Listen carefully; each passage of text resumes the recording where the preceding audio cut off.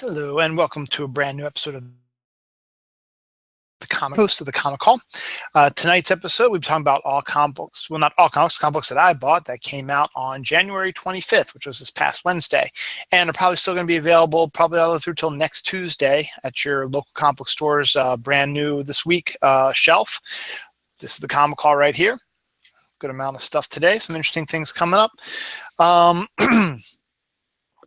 Let's see. Before I wanted to go on, if you are in the Baltimore area, which is where I am located, my local comic store, which I talk about all the time, Cards, Comics, and Collectibles up here in Reisterstown, is having an amazing sale this weekend. Marvel and DC trades are 50% off, which is great. You can get two for the price of one, basically.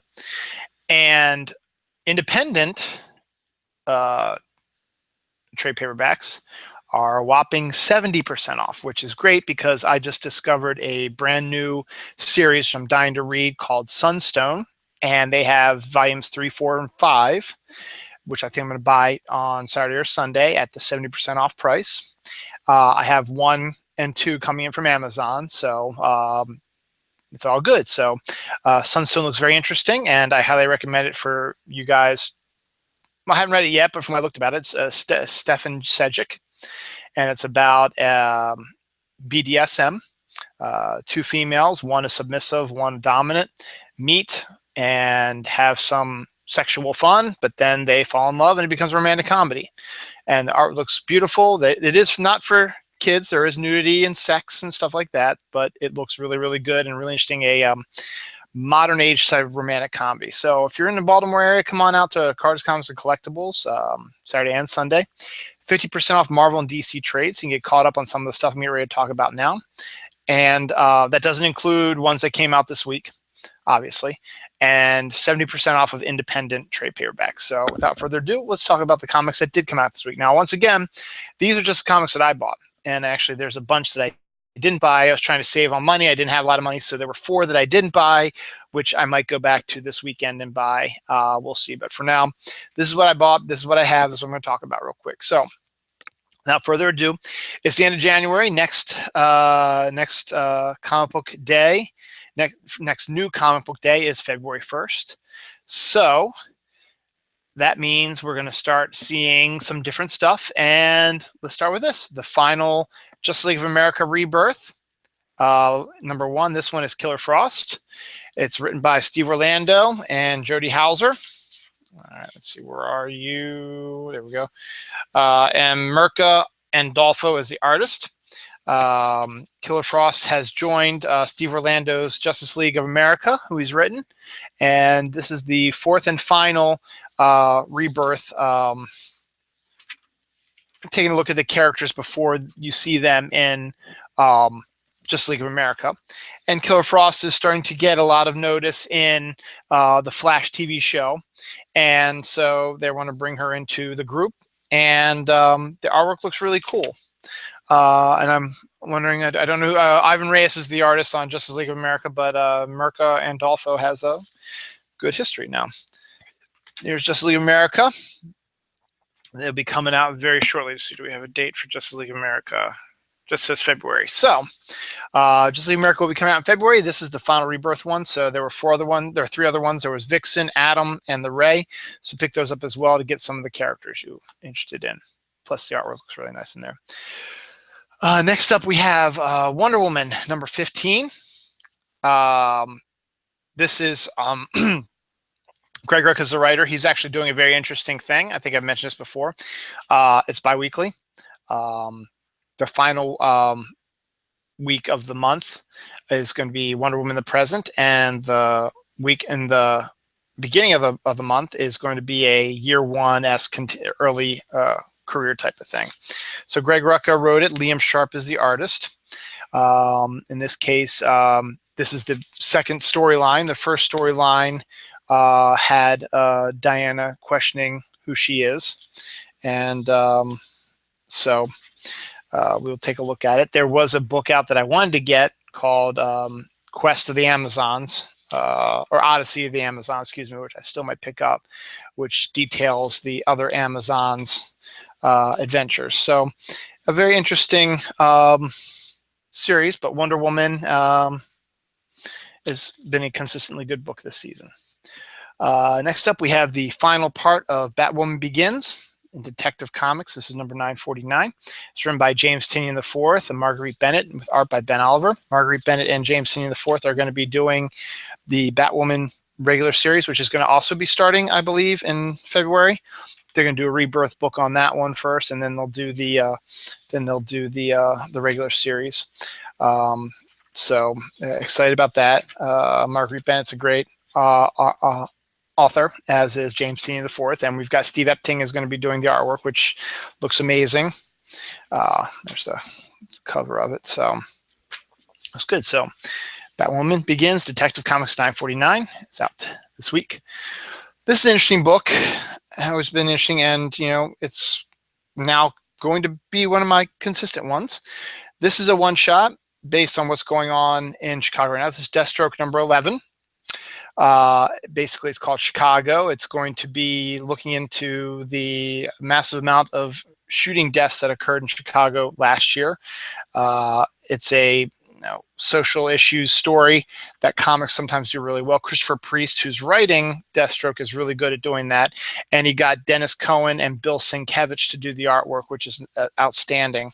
So this could be a huge issue. So I would highly recommend picking this up. I don't think you need to have read the previous 10 issues. You need to maybe have a bit of an idea of who Slade Wilson is in Deathstroke to understand what's going on, but it's probably a good starting point to pick up on, and maybe you can pick up some other stuff. The Deathstroke trade will be coming out in March, so you'll be able to get caught up in March. But the fact is, this is one of those social stories that you need to read. Christopher Priest is really good about writing it, and you got Dennis Cohen and Bill Sienkiewicz artwork, which is amazing. So check that out.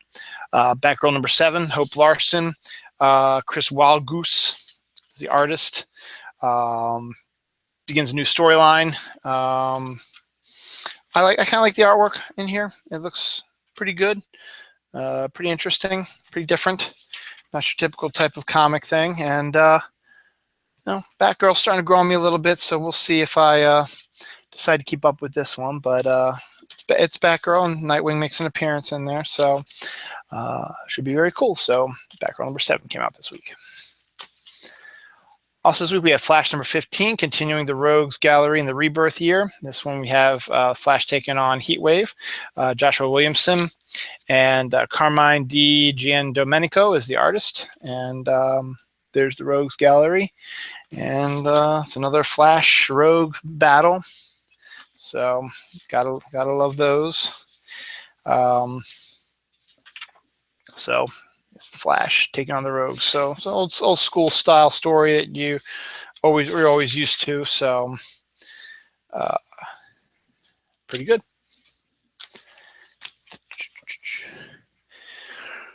Green Lantern Corps number 13 brings the team together by Robert Venditti, with art by V. Ken Marion and inks by Paul Neary. And basically, we're going to be taking a look at how the Green Lantern Corps is going to be running now, with everybody back, and we will see how that happens. So again, this looks like it's a one-shot, in between shot between two big storylines. So I guess if you want to get caught up on it, this might be, or try it out, this might be the best one to work on. So Hal Jordan, the Green Lantern Corps number 13. I wish they just call it the Green Lantern Corps, but that's just me. Finally, we get the end of the Justice League Suicide Squad crossover. It is over. It is done. It was weekly. It is done. Joshua Williamson, writer. Howard Porter is the artist. And we get Eclipso is back, and we get the Suicide Squad, and it sets up the Justice League. Just like America, which we talked about with Killer Frost. It also sets up, supposedly, the possibility of a Justice Society returning, and a Legion appearance coming soon. And Batman, of course, setting up Justice League America and recruiting there, and also Amanda Waller throwing out her last chance right now with a new team called Task Force 11. So we'll see. So that's the end of that. Justice League versus Suicide Squad is done. The Suicide Squad issue, which is another one I didn't get this week, which I'm going to probably get this weekend, is another crossover because it crossed over with Justice League and the Suicide Squad comics. So I might pick that as well. Even though I haven't been reading Suicide Squad, I've been reading that. So I want to get caught up and get the whole story. From Young Animal, we've got Doom Patrol number 4. I just like the cover. I thought it was neat. Gerard Way, Nick Darrington. It's Doom Patrol. It's Young Animal, so it's weird craziness, and what you expect from the Doom Patrol. So not much you can do with that. So just crazy, weird stuff, weird, wild stuff. So Doom Patrol number 4. I was talking about this a little bit, but finally, Jack Kirby's 100th birthday is this year. And so they decided that DC was going to do a year-long story using one of Kirby's creations and one that not a lot of people expected. So now you get the Kamandi Challenge number 1. Now, last week I showed you a 80-page book that was some of the actual Jack Kirby Kamandi stories to set this up. Well, this one has a different creative team on it every month, and they're going to end it on a cliffhanger, and the next creative team has to come in and finish the cliffhanger and make their own. Now, it looks like that Dan Didio and Keith Giffen are doing a framing story which details Kamandi's origins. And that'll lead into the actual story. The first story. Dan Abnett and Dale Eaglesham is the first creative team on this one. And, we get to see their version of Kamandi and storyline. And as I said, ends on a cliffhanger that the next creative team is going to have to take on. It's, as I said, different creative teams every month. And it should be a lot of fun. So the Kamandi Challenge number 1, keep that up. It's as I said, once a month thing. It's the best time to pick it up right now. All right, that's it for DC. For Marvel, I recently bought Spider-Woman trade number 2, and the newest issue of Spider-Woman came out this week. This is why I have it, because I've read the first trade, and then I bought the second one. I've been reading it, and then I noticed that there's a gap between 6 and 7. So it goes 1 to 5, and then 6 and 7 was gone, and then it's 8 to 12. And I knew my comic store had 13 and 14. And I knew 15 was coming out this week, so I went to the comic store. I bought 13 and 14, and I got 15, which came out this week. And I discovered that Spider-Woman 6-7 was part of the Spider-Women miniseries crossover event like that. They have a trade of that. I bought that, so I have that. So now I've got all the Spider-Woman ones. Spider-Woman is a great book from Marvel, and this is a continuing saga of Jessica Drew by Dennis Hopeless with art by Veronica Fish. Jessica Drew is a former spy, Hydra agent who has the powers of spiders. Basically, it's kind of like a female Spider-Man, and she decided to have a kid, and now she's a single mom fighting the good fight, and now she's taking on the Hobgoblin. Big story happens with between the two of the main characters, and should be a lot of fun. So I'm really highly recommend Spider-Woman. The first trade was fantastic. I'm in the middle of reading the second one. It's great, and pick up the Spider-Woman one too, and this just keeps looking good. So Dennis Hopeless is doing a really good job with that book. Hulk number 2 is going to be She-Hulk. Taking a look at She-Hulk, trying to not be the Hulk, but she just can't help it anymore. It's written by Mariko Tamaki with art by Nico Leone and Dalibor Talajic, and focus more on Jennifer Walters as she's trying to suppress the She-Hulk in her, because she doesn't want to be She-Hulk, but things happen, and it still makes her turn into She-Hulk, and she still has to deal with all the issues and stuff like that. So it's a more in-depth look about what's going on with Jennifer Walters. Speaking of Hulk, we also have Totally Awesome Hulk, number 15. Amadeus Cho, Young Hulk, who's a member of the Champions, is teaming up with a bunch of his friends. This one's written by Greg Pak with art by Mahmoud Asrar. So we've got Amadeus Cho as the Hulk, totally awesome Hulk.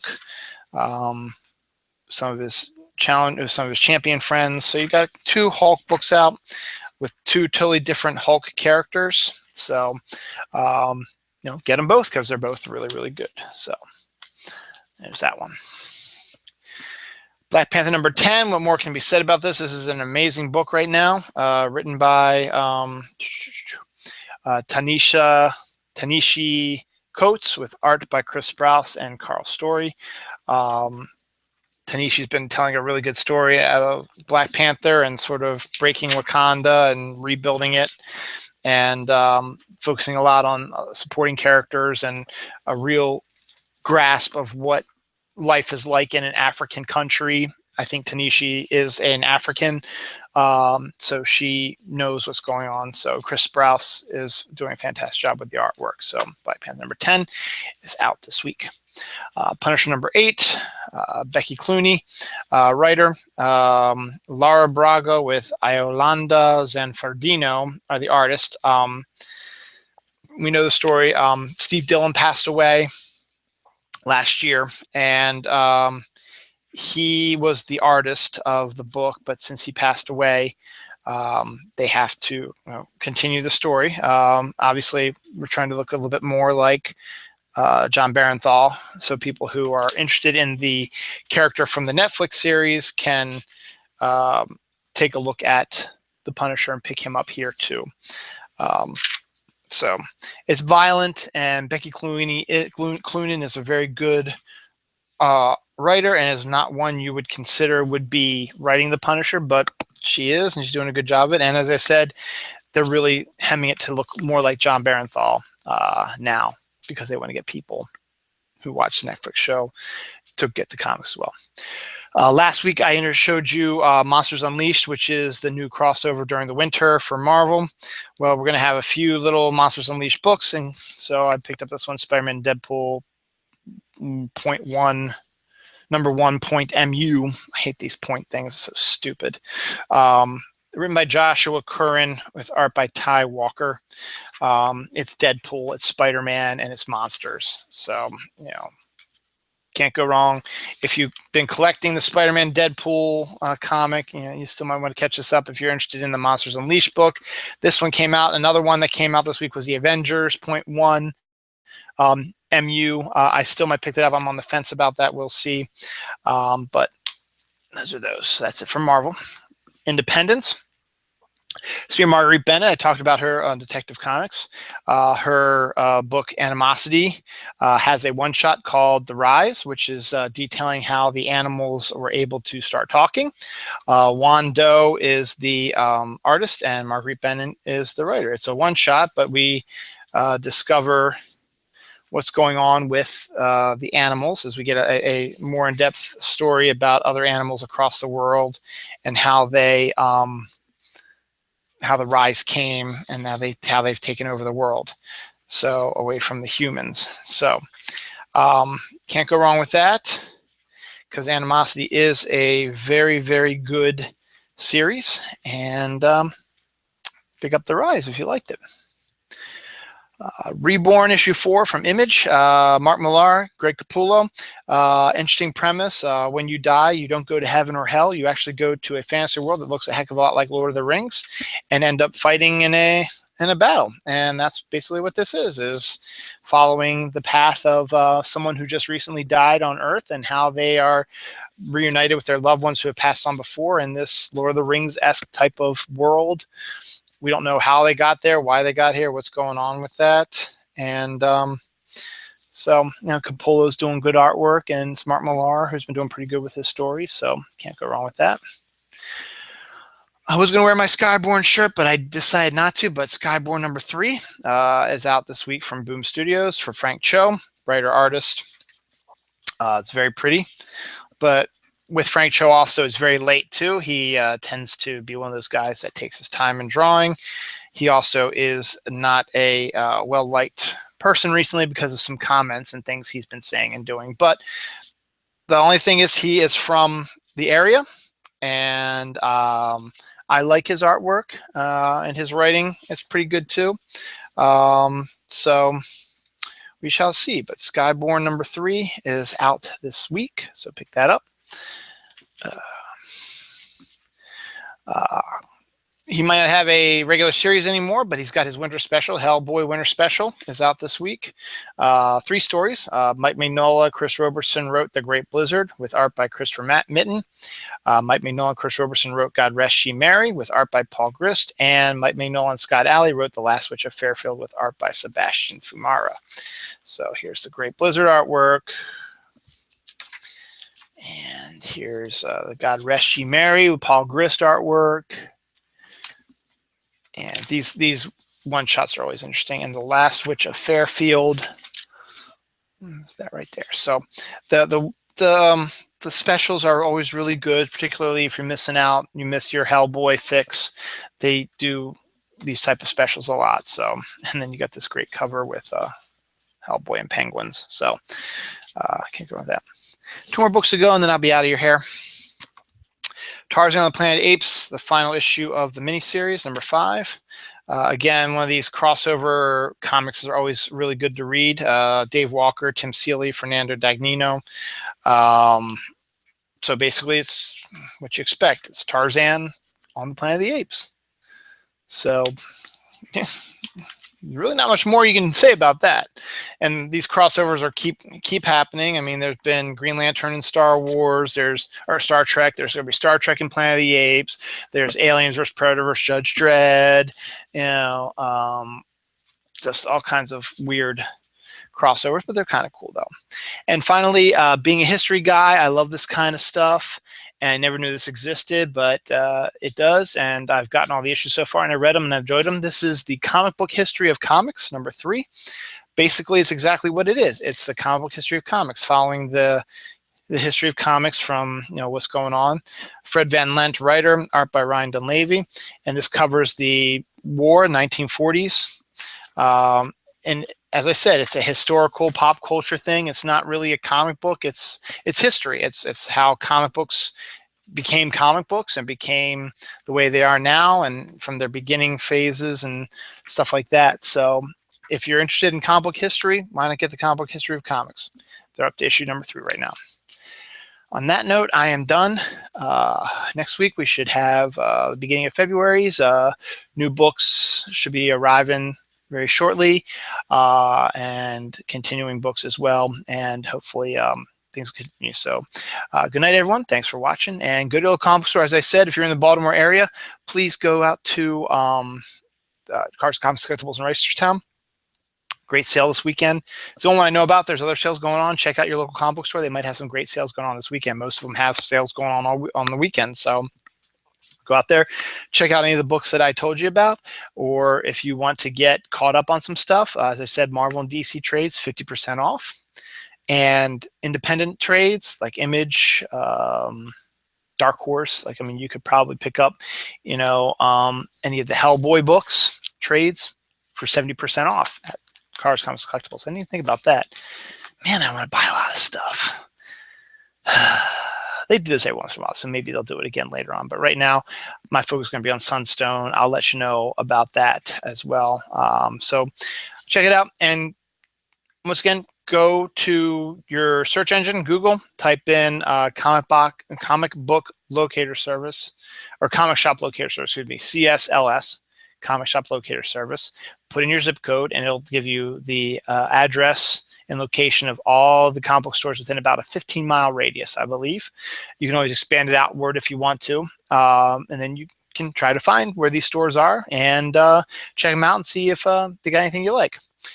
Tomorrow, my show Dylan Knows will be on at 9 o'clock with Jerry Fletcher. We'll be talking the top 10 Part 2 comfort food movies. We did one about 2 or 3 years ago. These are movies that you've seen a million times and you can always watch over and over again.